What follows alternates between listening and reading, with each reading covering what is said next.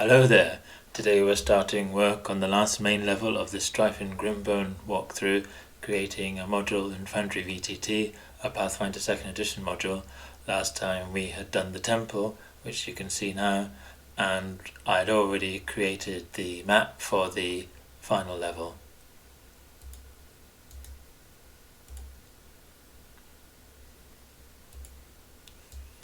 So what we see here are some mines, boss layers, and a passage leading to some haunted areas. The spiral staircase leads down to the mine here.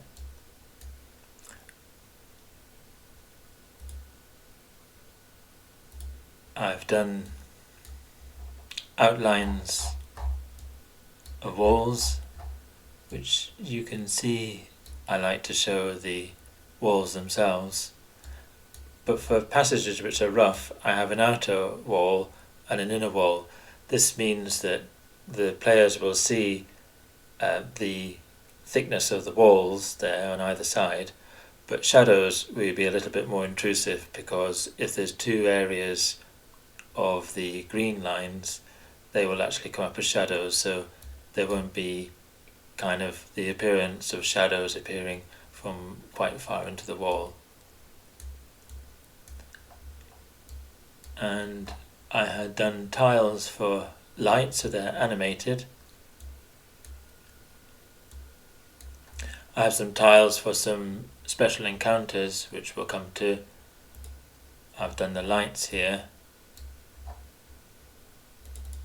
As usual, I set them with flickering light animations.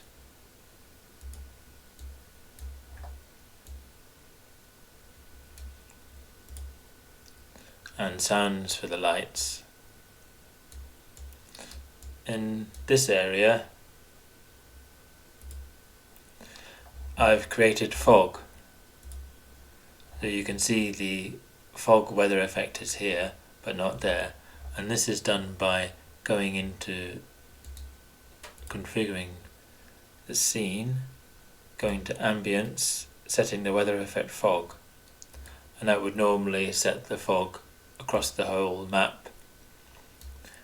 We can control that by regions, so I set an outer region,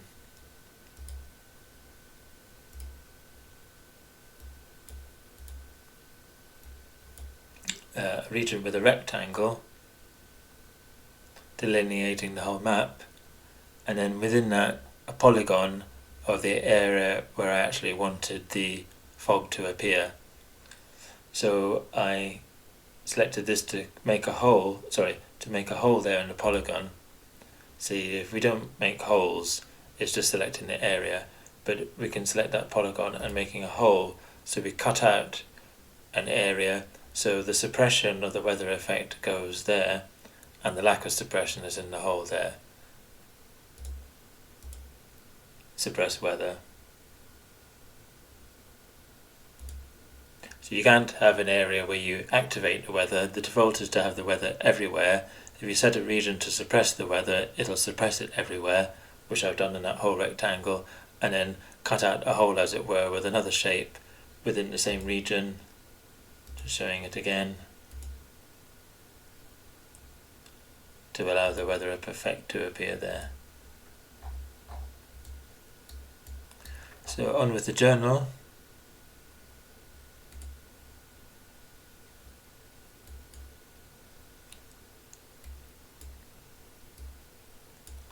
So with the spiral staircase down to the mines, 38, so 39 will be this entry chamber there. Let's put this somewhere below.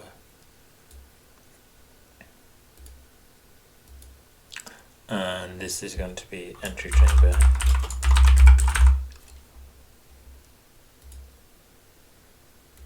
to the mines.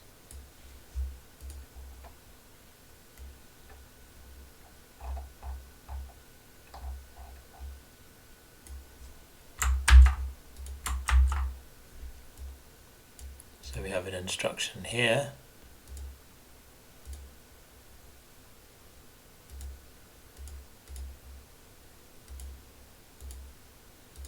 telling the GM to activate the mines level.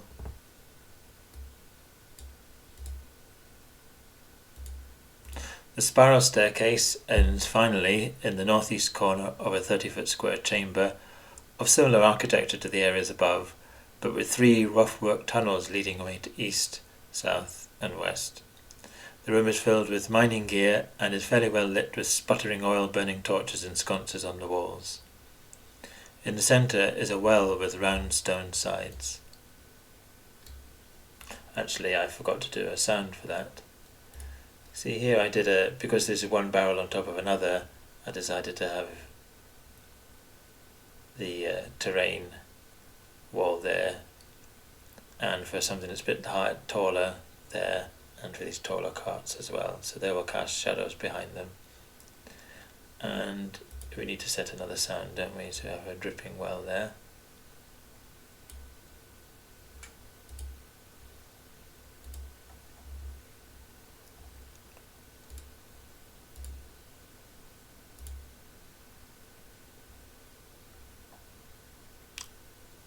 We'll try drips.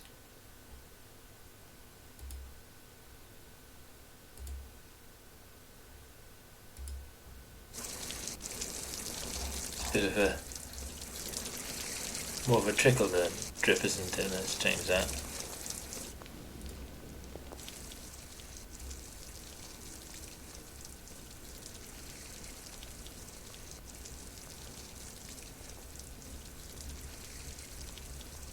Single drips in cave.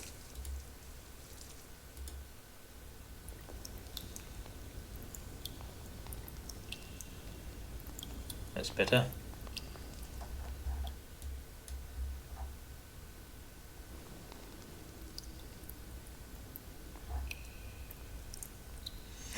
Okay. The barrels contain water. The sacks contain stale foodstuffs.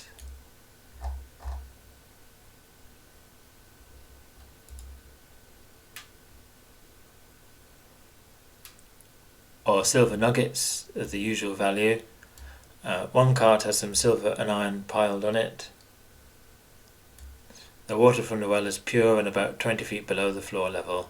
There are ropes attached to buckets for drawing the water. All but the loudest activity here will not attract the attention of Bullfolk Smith or his assistants, as they are used to comings and goings through here and tend to ignore them. The east tunnel from the room is lit by a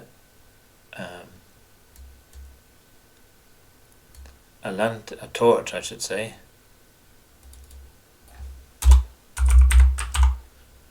At its far end before it turns south. The west tunnel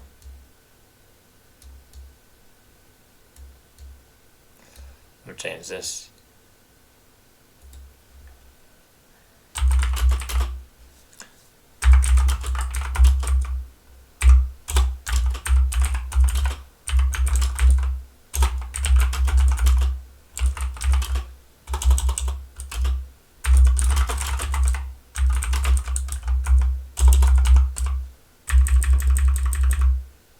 And you've got rails on both sides.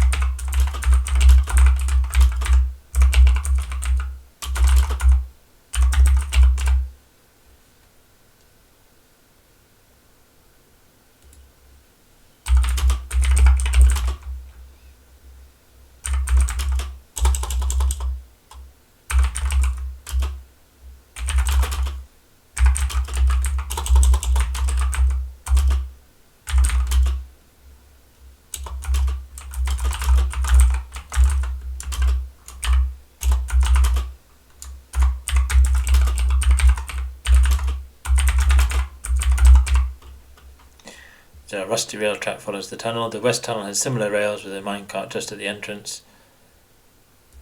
This tunnel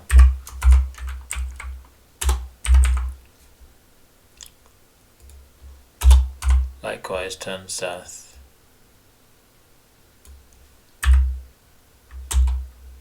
The south opening is lit by a burning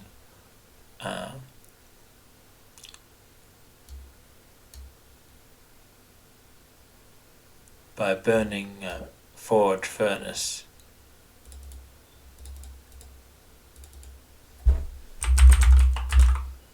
In the cave beyond, loud banging of metal upon metal and the sound of bellows can be heard from within this cave. Now, I think I'll add some sounds of the metal clanging. I'll just be a second doing that. So I've added the sound now. I'm going to be able to control it when I get to the next area, which is going to be the forge and the smithy.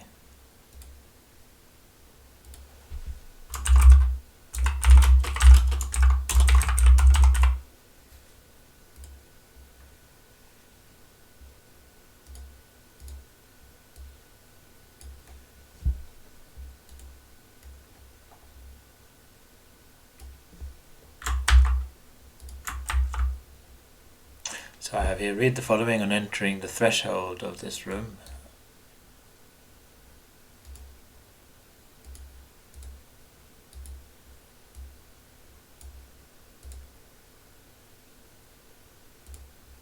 You see 3 bullfolk hard at work, smithing tools, weapons and general ironmongery.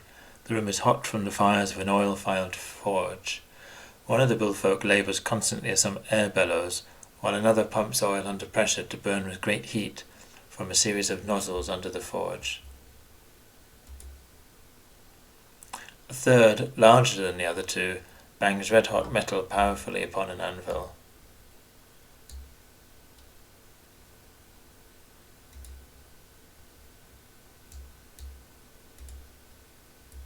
Make it there.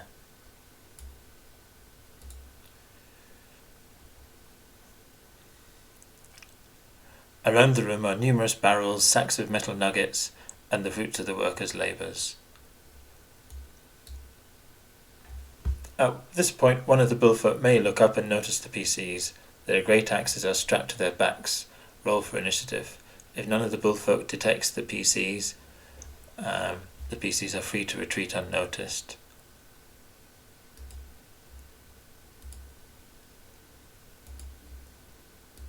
So we'll do the bullfolk there.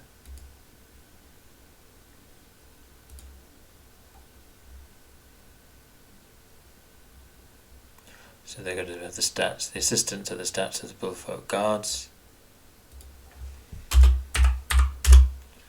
And then there's the bullfolk boss there.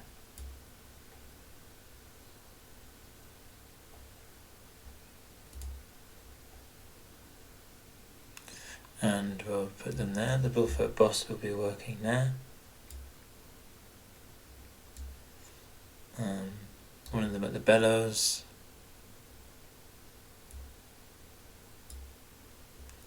And I'm on the other side.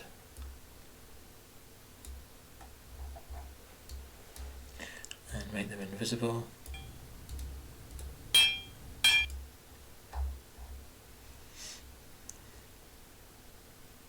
And then we'll have the sound going off when they start fighting, perhaps.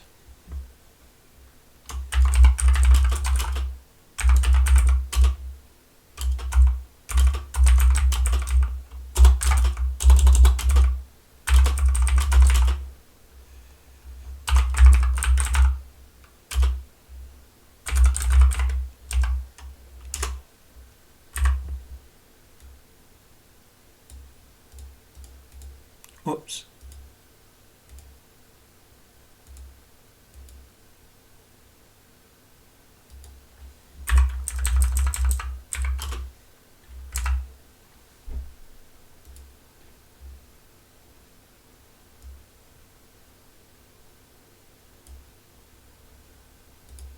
And the macro simply identifies that sound, and I move to there, and if it's off it turns it on, if it's on it turns it off.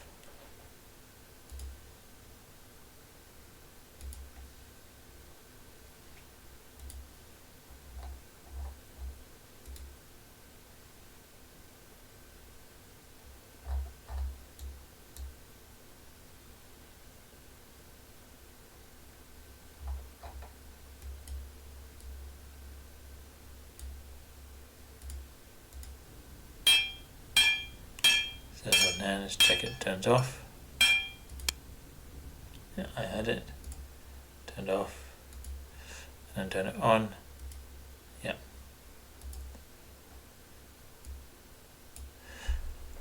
Okay, I don't think it should remain there, Esmond.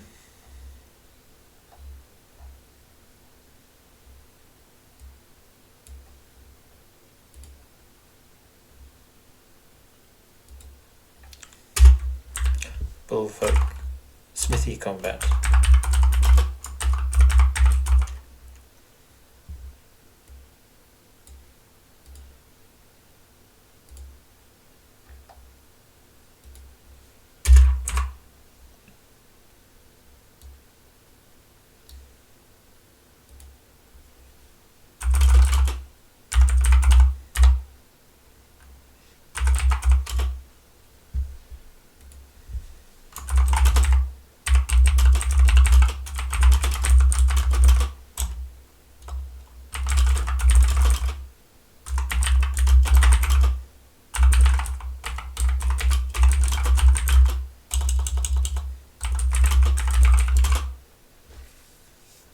Let's have a look at the stats.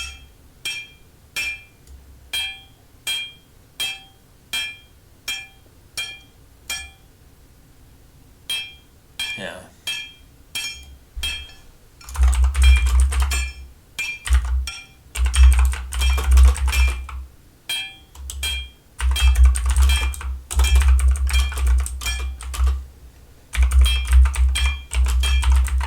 There's unlikely to be enough room for a powerful charge, but we'll use swipe if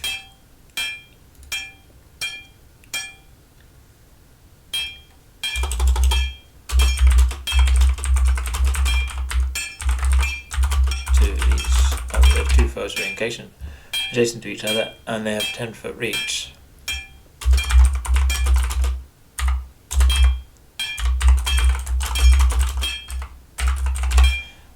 So there's going to be quite a few opportunities to do that, perhaps.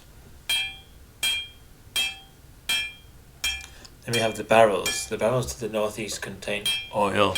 If heated with fire, at least 10 fire damage to them, or in their 5-foot square. They will combust, each barrel dealing an extra 46 fire damage in a 10-foot burst. So I just need to see best way to set that up. So I've sorted out exploding oil barrels now. I have oil barrels as a placeable. There are 3 of them there. And then an exploding oil barrel hazard. And this is the action here. The trigger is if the oil barrel is heated with fire, at least 10 fire damage to it, or in its 5-foot square. The barrel combusts in a 10-foot emanation for 46 fire damage with a DC 20 basic reflex save. Other barrels in range will also combust from the damage.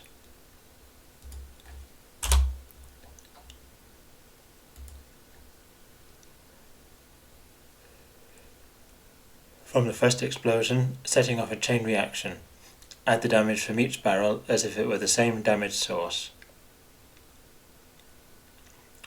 8 for 4 for 2 barrels, 12d6 for 3 barrels, 16d6 for 4 barrels. And I have an oil barrel placeable there, and the exploding oil barrel hazard there.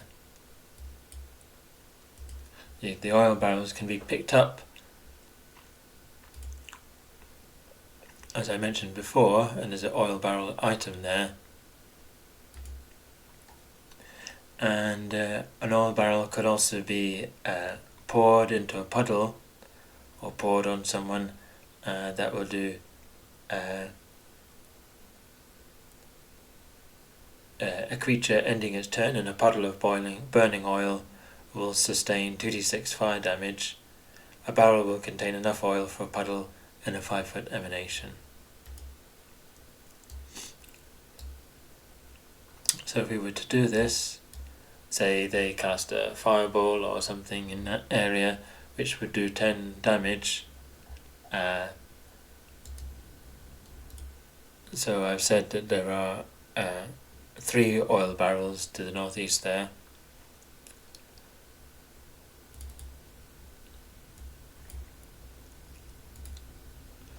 So we'll do a 10-foot emanation. So actually just select it and then do 10-foot emanation directly here.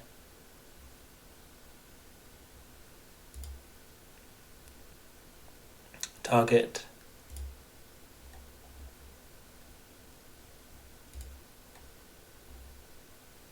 And then those that were targeted would roll the damage. Actually, 3 barrels. Get that.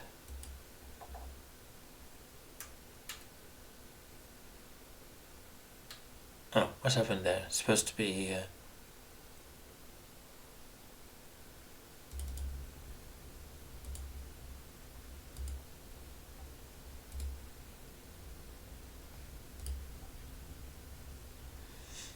let's update this.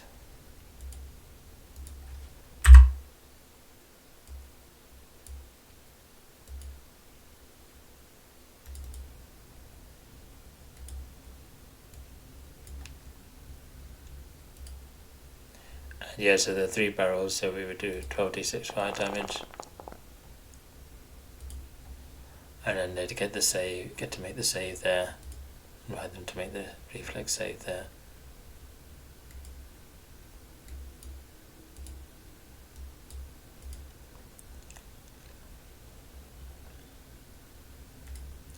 Okay, I think that's it for that chamber.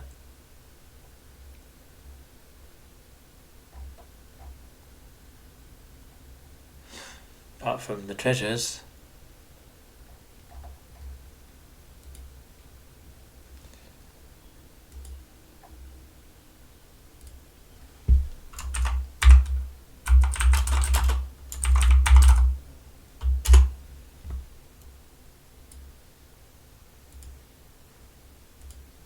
So as I said, PCs could pick up those oil barrels to use later.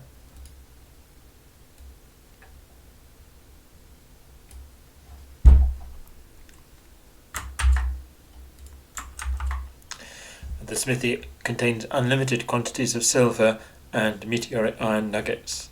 There are numerous bits of iron doors, manacles, great axes, short swords, shields, breastplates, etc., all made of meteoric iron.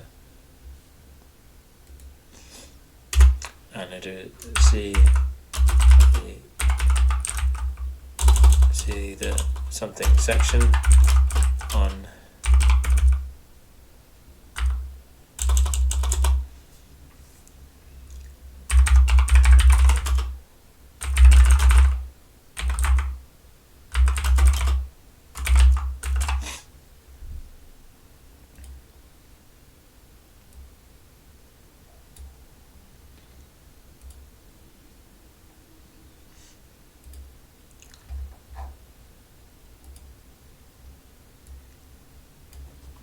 and then I wanted to make a note. See the note on silver meteoric iron treasures section on unlimited silver rewards to PCs.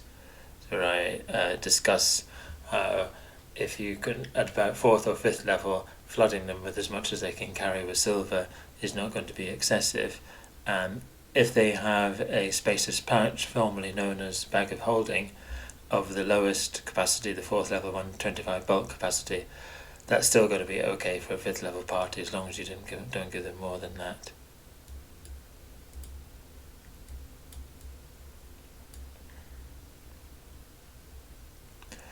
The forges of unusual construction, oil fired basically, made of heat resistant ceramic materials with an oil fired and air pumped system of heating a bed of hot rocks. This appears to be a clever alternative to a traditional charcoal forge, using the oil that seems to be in great abundance in these chambers. And we'll soon find out where that oil is coming from.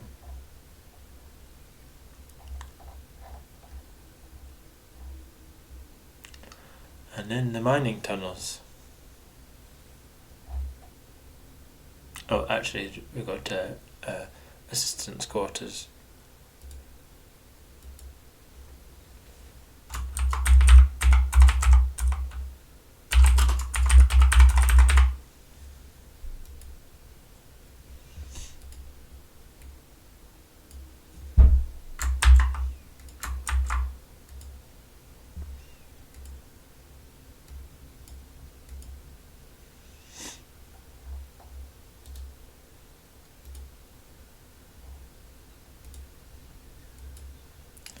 have two of those. We just copied them.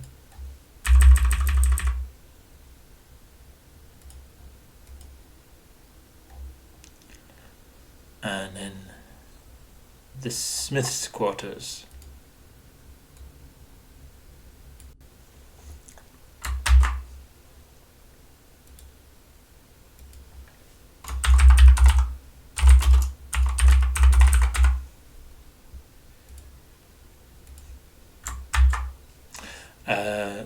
Here we are here. This 10-foot by 20-foot rough-hewn chamber contains a pile of bedding and a heavy-looking iron chest.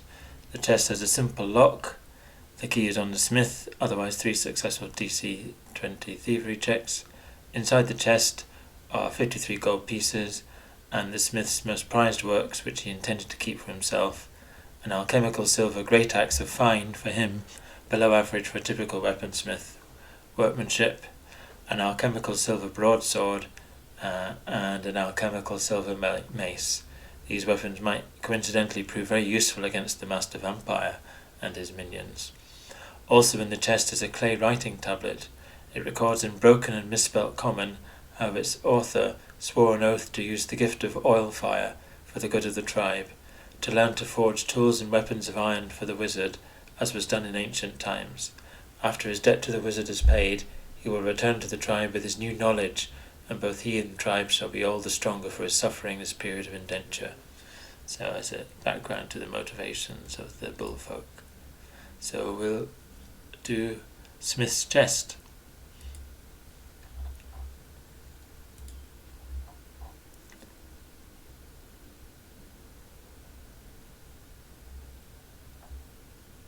Do it like a metal chest here, I think.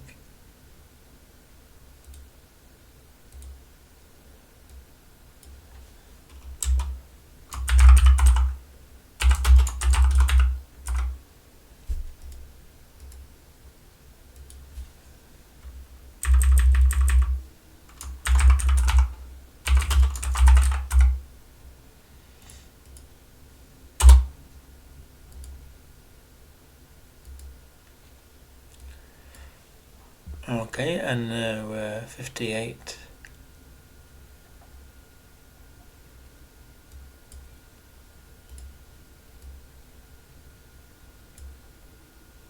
$53 gold pieces.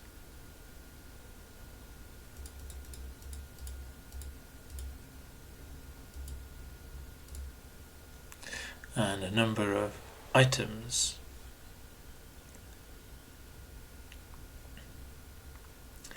So we'll,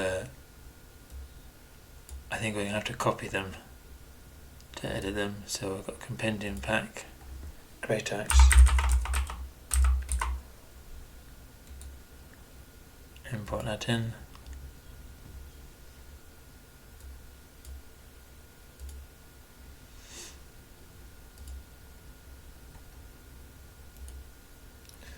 And we'll have silver.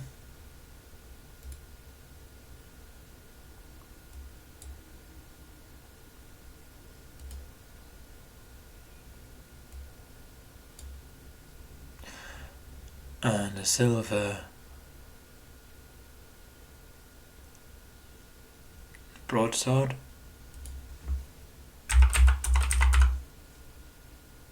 Oops.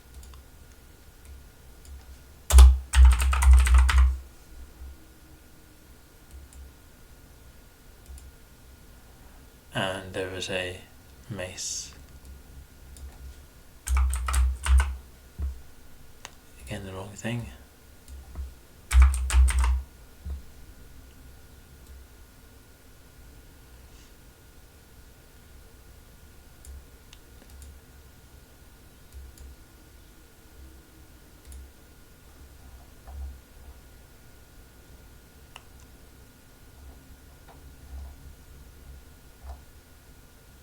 Oh, can't find them.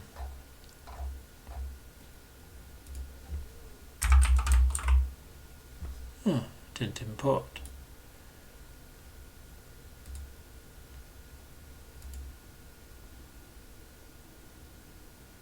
Oh, I must have made a mistake and done that one. I don't want mace multi-pistol.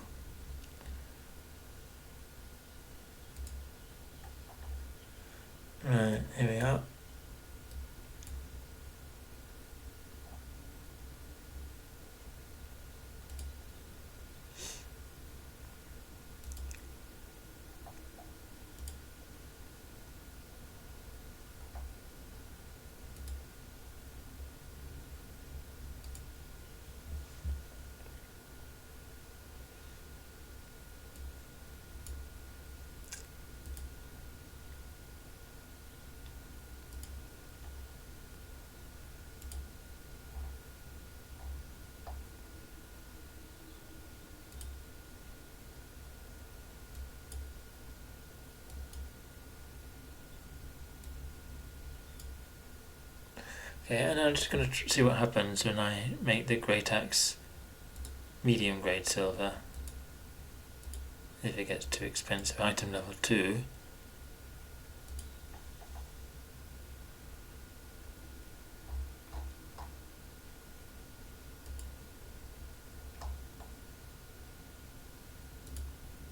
Oh, too much. Item level 10 it's become now. Okay, that's done.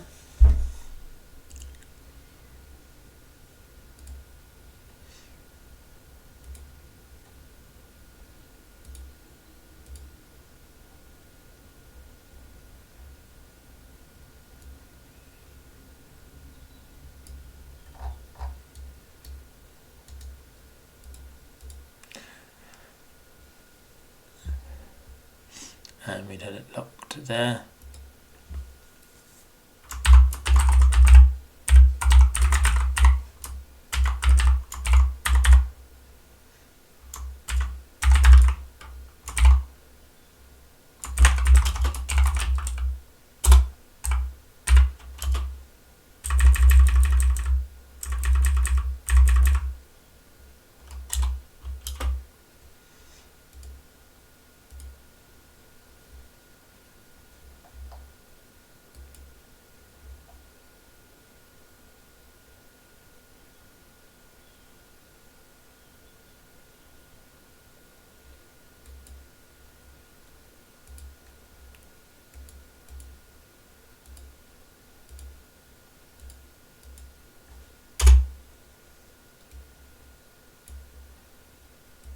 And another reference to the chest in the journal.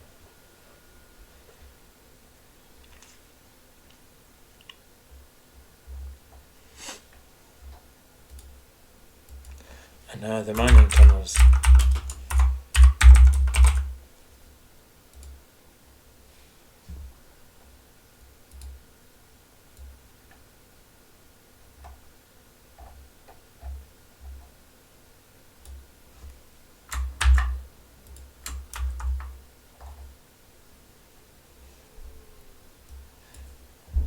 These tunnels are 10 foot wide and 10 foot high on average. On a DC-10 mining law record knowledge check, it will be apparent that the rough carved tunnels are mainly of ancient construction, with the metal support posts still standing and functional.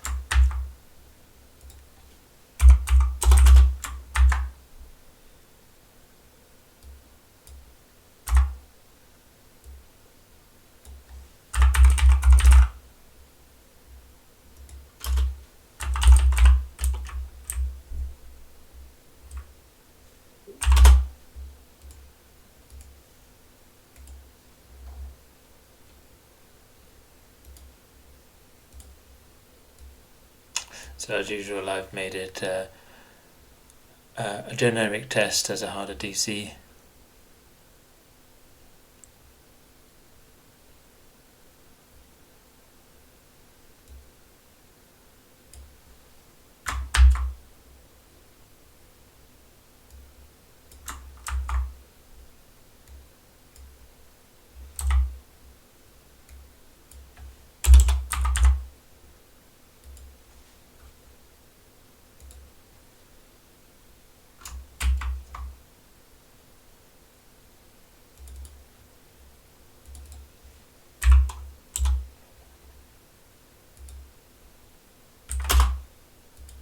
A PC will relies on a harder check.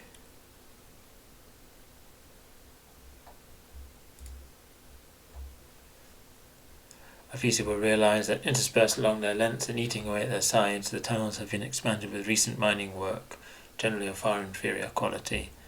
The persistence of torches, well, we can see the torches on the map. Don't need to describe that. And we want some townsfolk miners.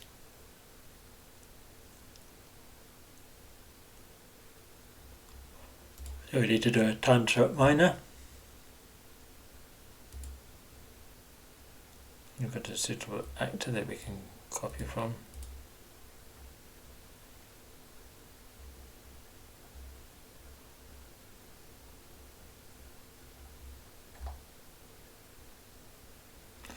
Could use dim Grimbone townsfolk, but I thought I had some miners.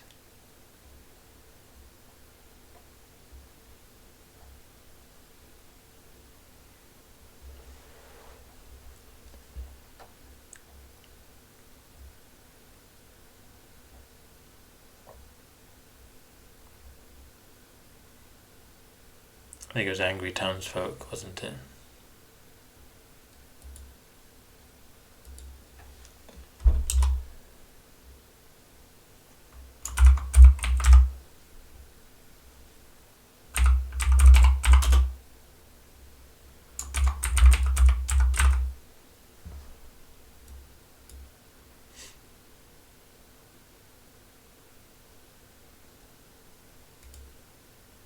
No. I didn't duplicate it.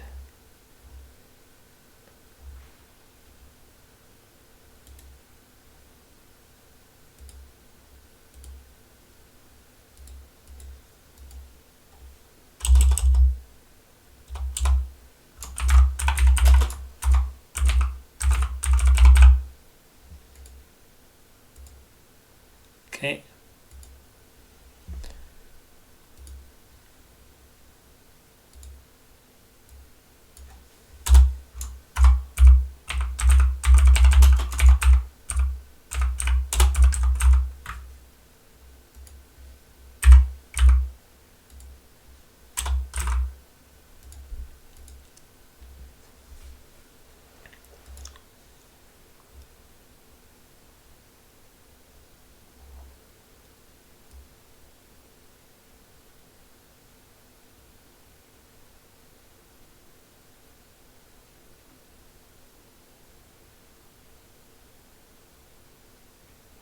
Looking for a picture of them.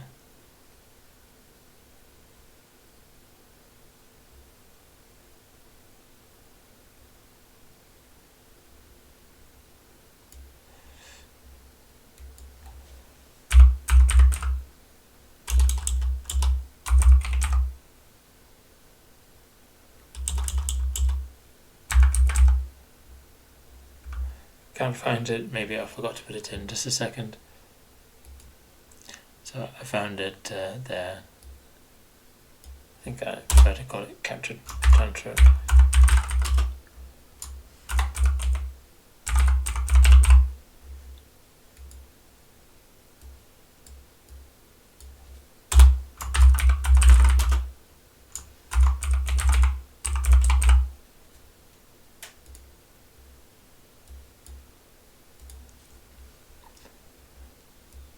And then we just sprinkle them around.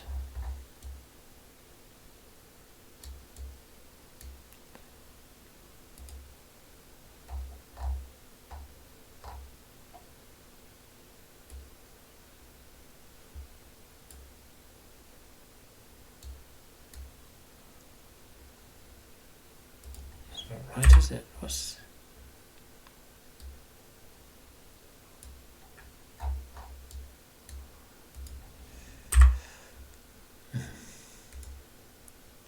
need to do a token.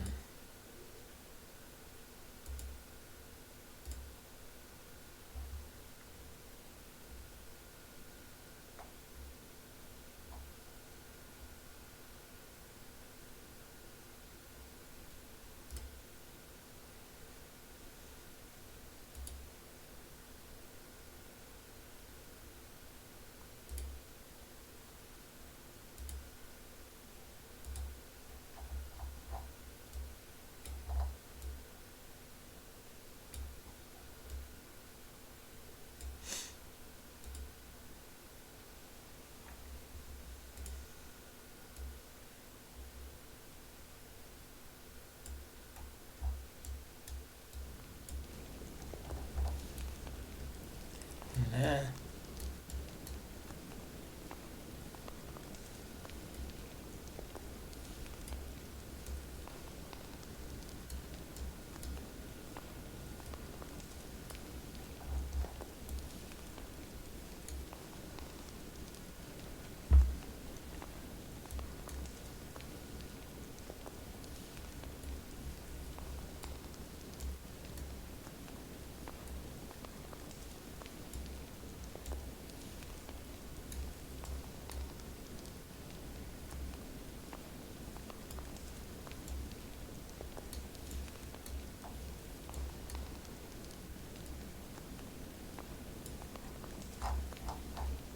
He's working in the dark.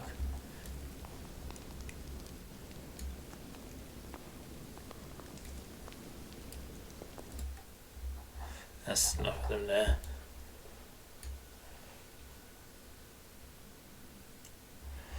So we have, what do we have here?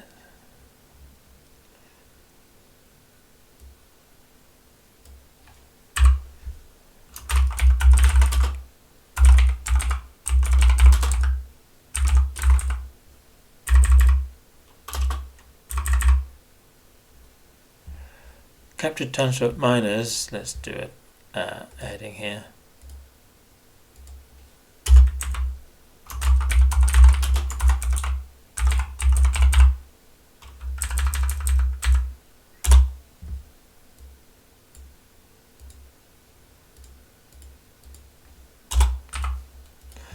We'll be working to seam of silver or meteoric iron dumped here millennia even before Earthfall by a large fallen meteorite. Each miner has a pickaxe and hammer. There may be a sack nearby, half full of silver or iron nuggets, or simple rocks, or a wheelbarrow of earth. The townsfolk work with resigned apathy. They pick up the pace when they notice someone approach, assuming it may be a bullfolk come to whip them up to speed. The miners are terrified of the beast folk and will not fight. Consider their attitude to the PCs unfriendly. If Regina is present, she's the captured tiefling from the level above, their attitude would be neutral. If their attitude is shifted to friendly by making an impression intense against their will, DC 13, they agree to flee if let out.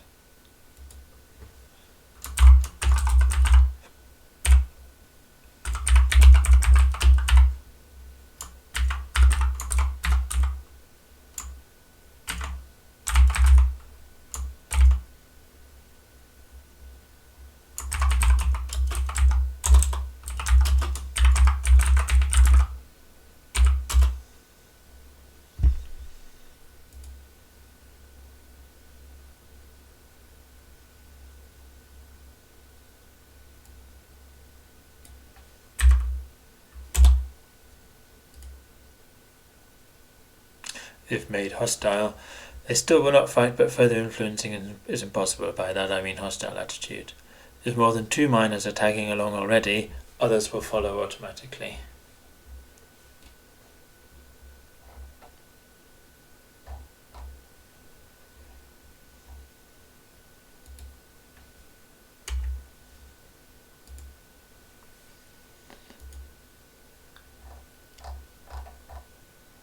And we have certain features in the mine. So here,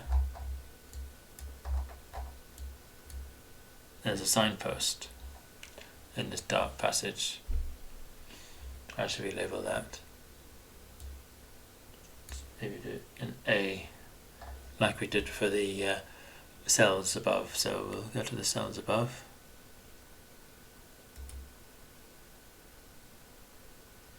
And copy an A.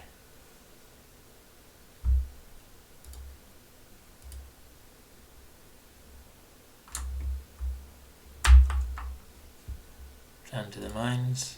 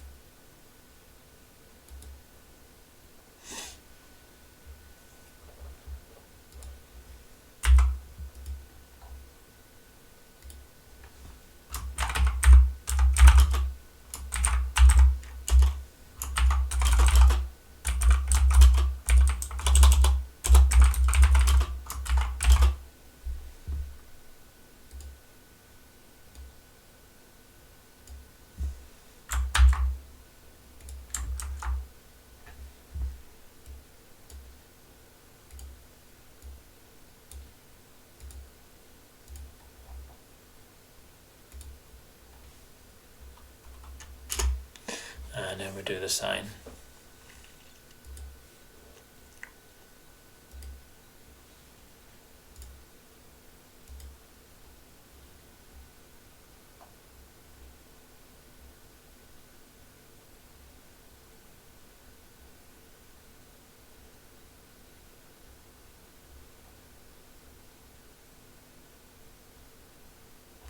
Which I don't think I have.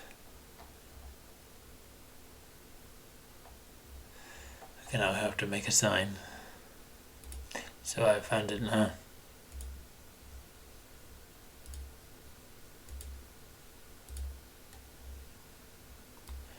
And it's a simple sign there written on wood.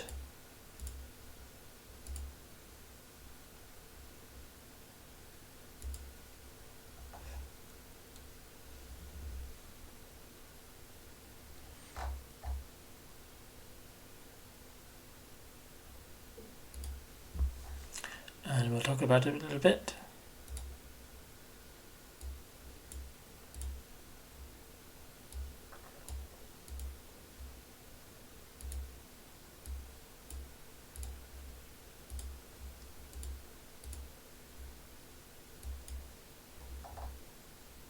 Oh, it wasn't very polite.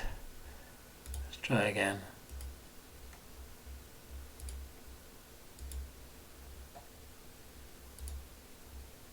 Okay, now I've got a line below as well.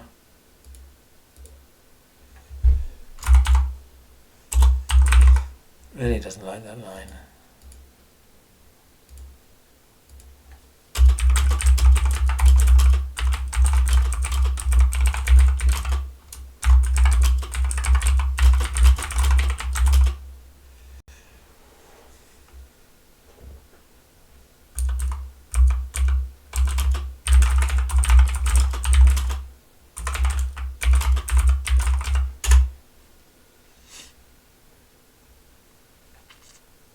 Secret door.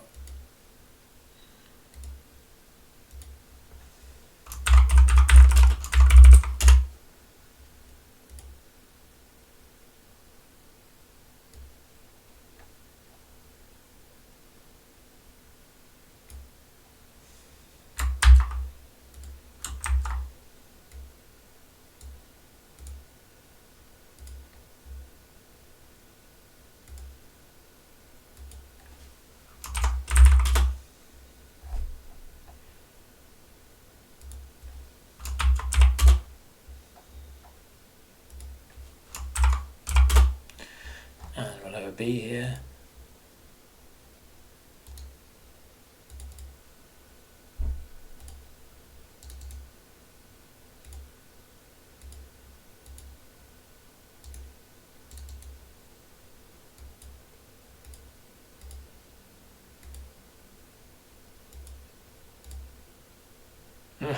It's not updating the name.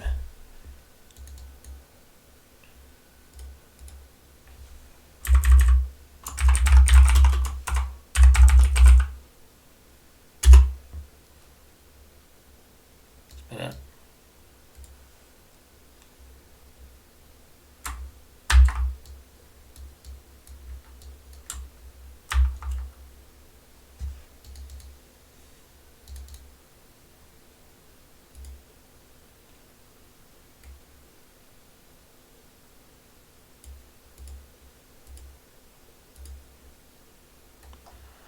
And a B there.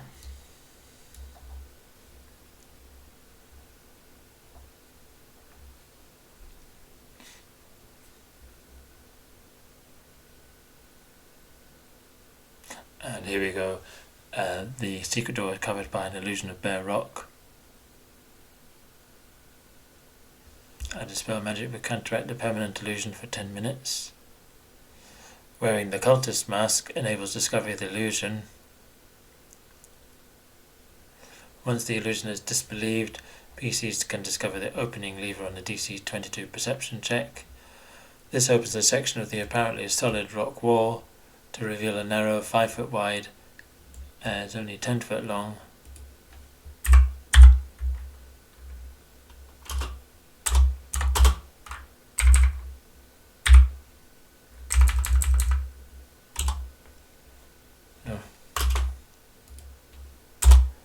10-foot long passage ending in a smooth stone wall with another easily visible lever. This leads into Nemo's private quarters. 2 secret doors there.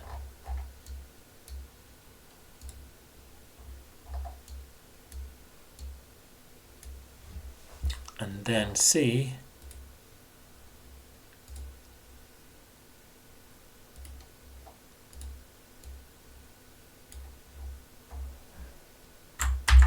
is the real collapsing tunnel.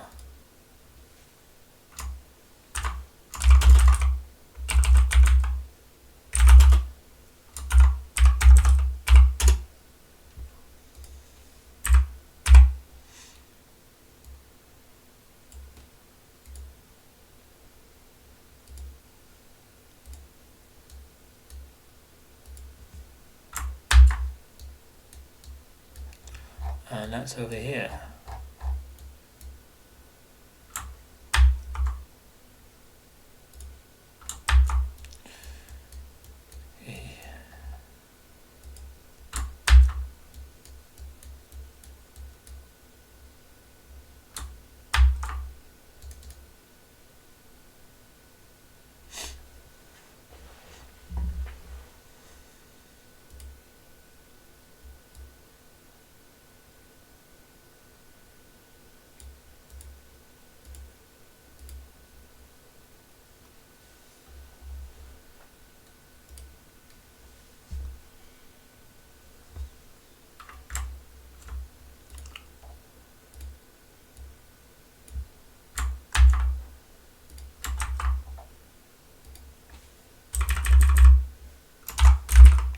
Here there is a genuinely unsafe section of tunnel next to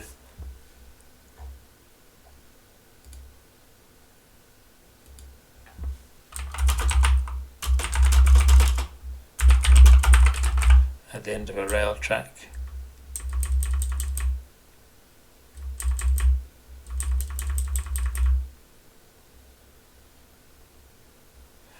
Accidentally kicking a metal joist buried under loose stones underfoot will shift a loose support beam and a 5-foot square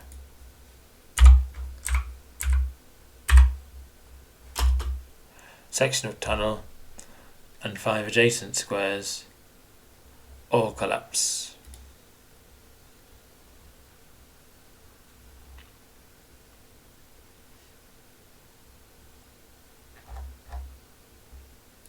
So we'll adapt a hazard.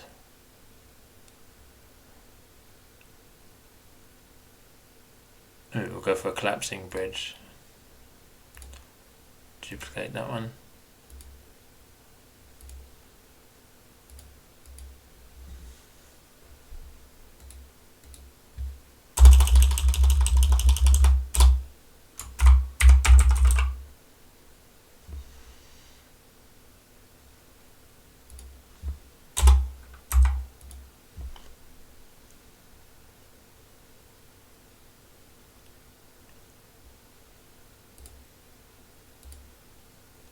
Simple. TC23.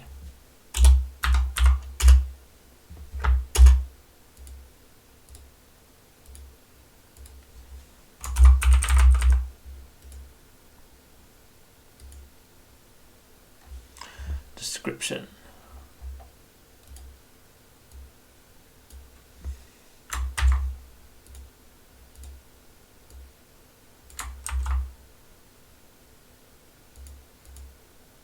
Buried iron bar connects to a side support and in turn to an overhead iron beam supporting the mining tunnel ceiling.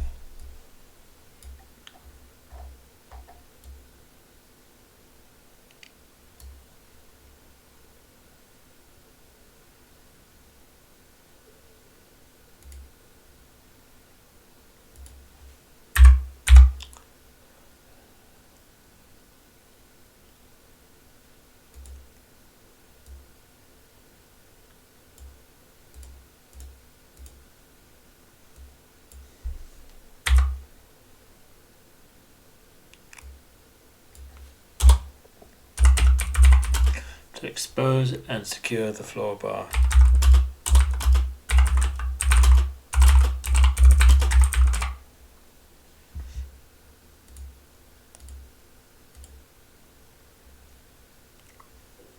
armor class 16, fortitude plus 8, reflex plus 2, hardness 18. Hit points are somewhat irrelevant if that's the hardness.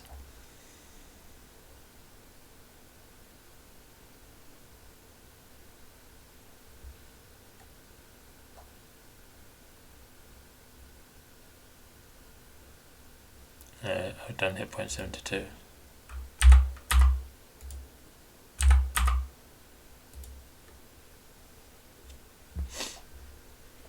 And the actions is collapsing tunnel.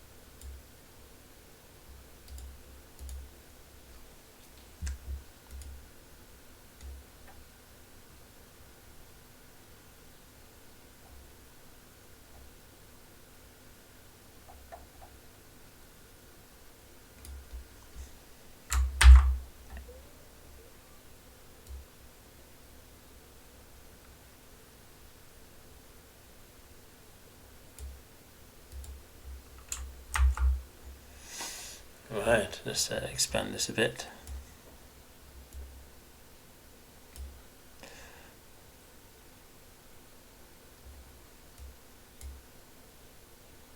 Right.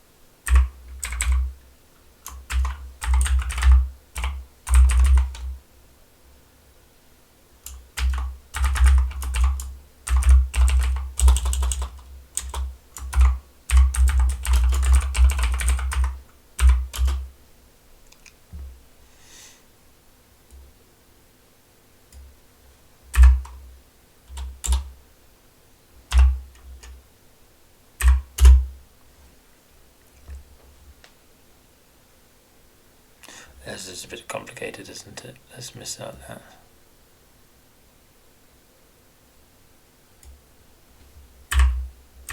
Creatures that take damage from the debris are immobilized.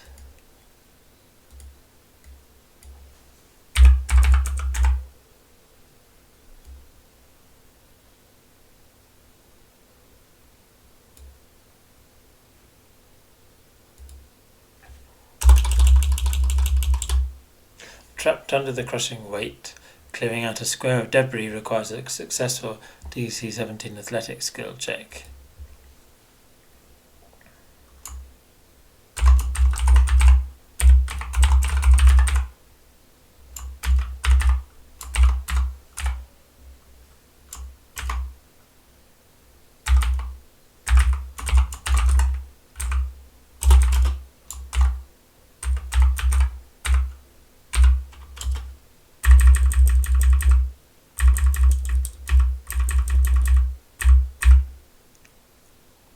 With the following effects.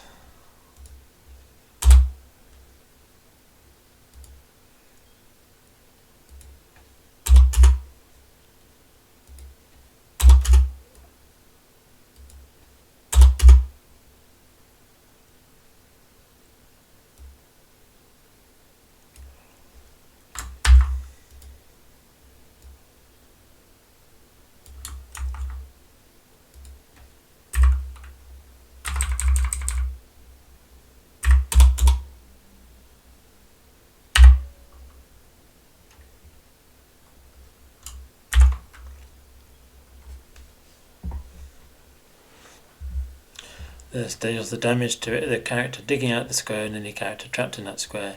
This takes 1 minute, and no progress is made. The triggering creature falls to the lower. That's wrong, isn't it? That's the wrong area.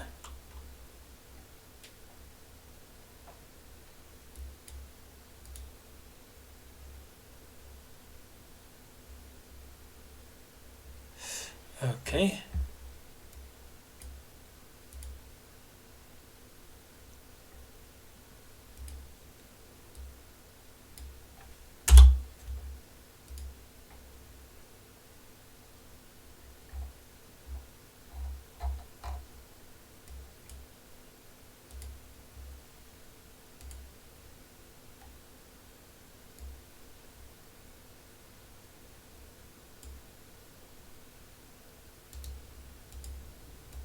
And there's the token there. So I need a macro to set off this collapse.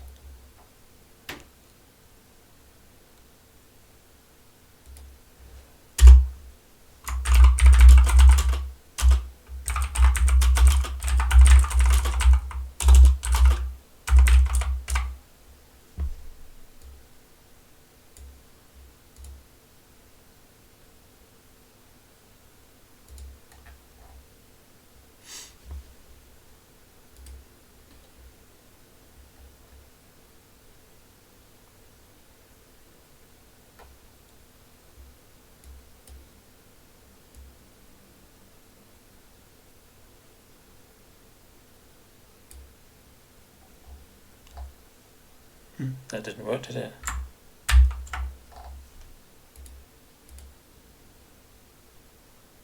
Just want to drag it there.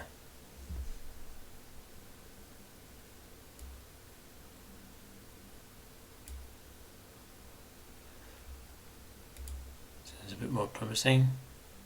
Let's have a look.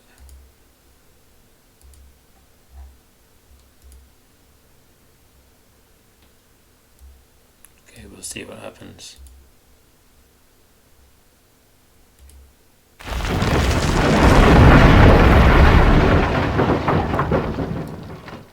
So I've created a sound effect. I've shut 2 secret doors so the PCs are stuck in there and they need to be dug out, and they can be reversed like that.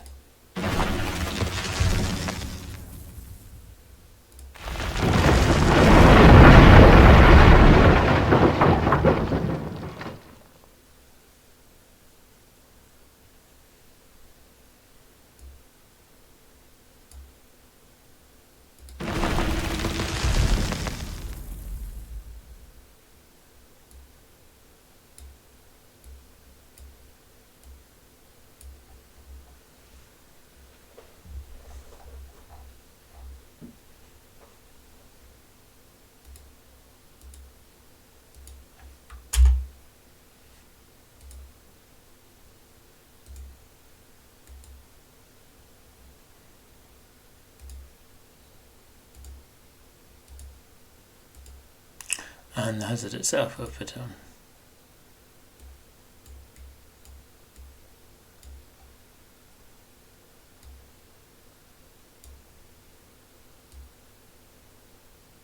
Oh, I've already done the hazard there.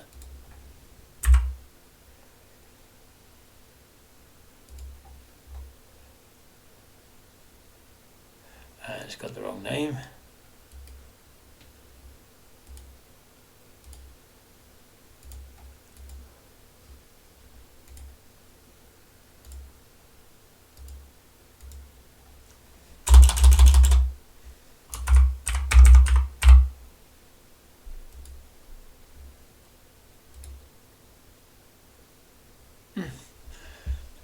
Update.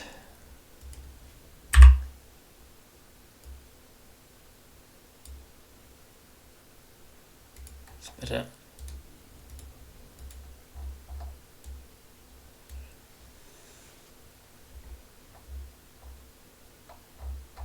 And then we'll do a new area, the oil pool.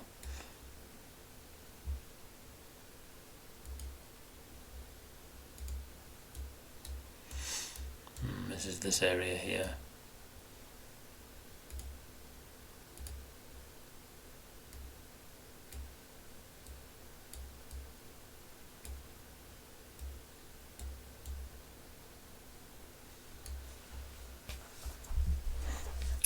Let me see, I did a visual animation effect.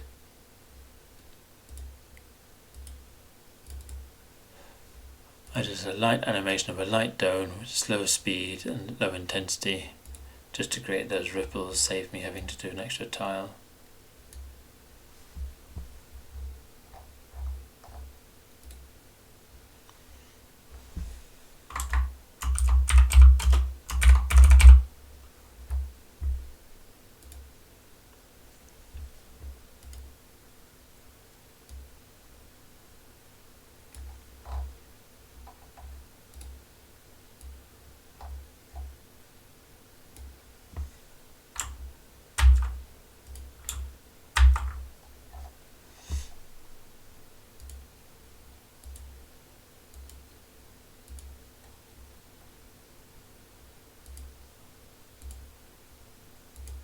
So it's a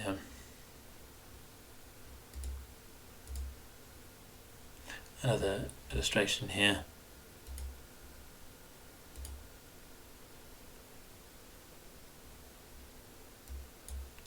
Need to select it.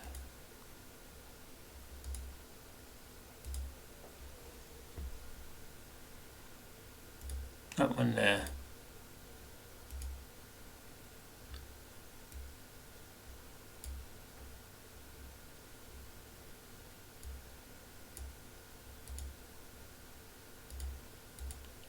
When the PCs enter,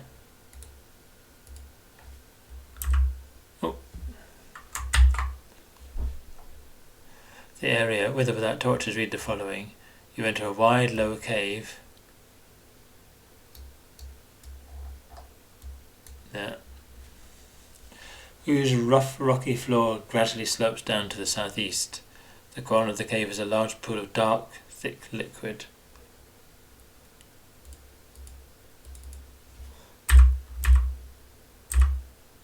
Numerous barrels are arranged around the area. Some near the oil where two bullfolk are hard at work carefully filling up the barrels with the liquid. Other barrels are stacked against the irregular rock walls. There are two exits from the cave, one to the northeast, heading east, and one to the southwest, heading west. So these are two elite bullfolk.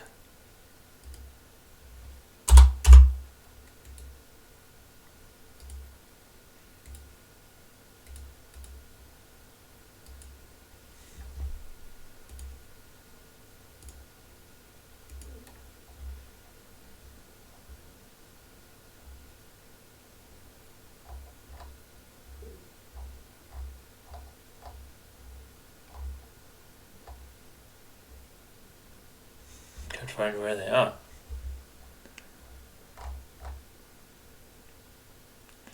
Bullfolk boss.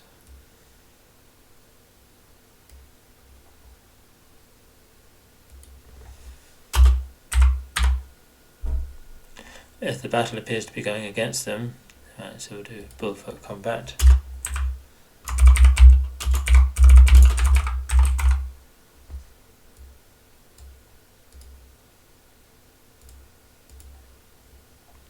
One of them will run to the lantern area near the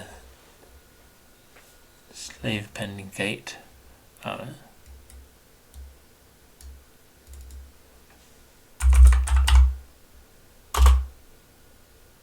return to throw it in the pool.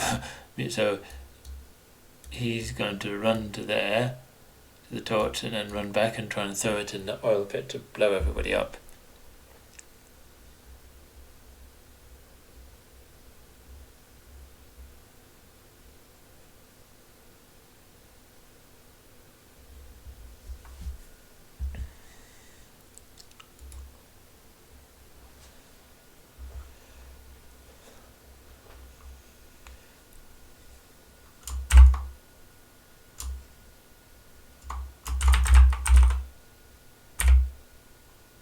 So we'll make it a D thing, like a fireball.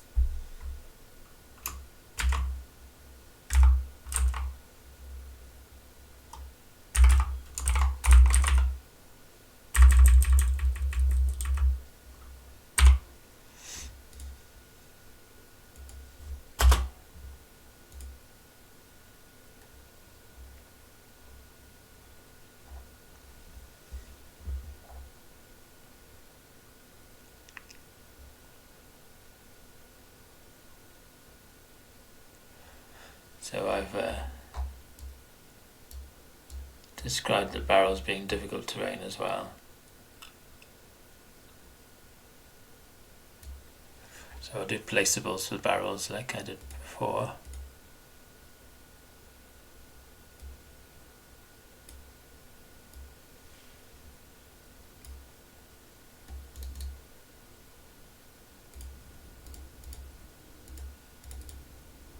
Three of them there.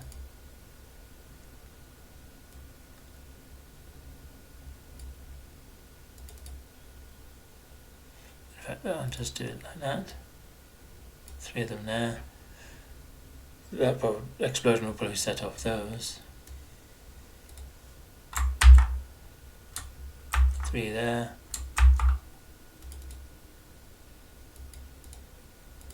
Two there.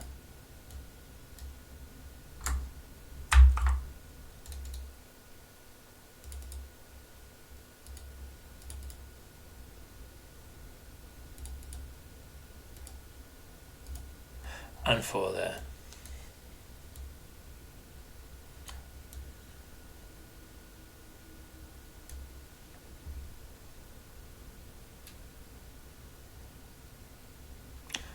And I'd already mentioned this.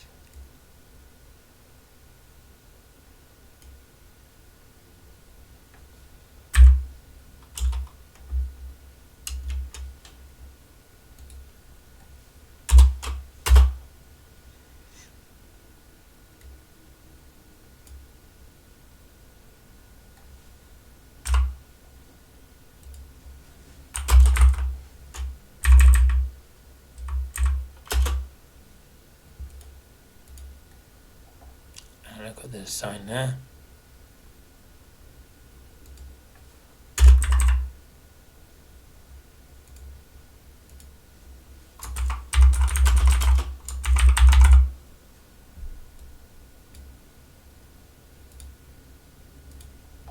One of the billfoot possesses an iron key to the slave pen gates. So we'll have a slave pen key here.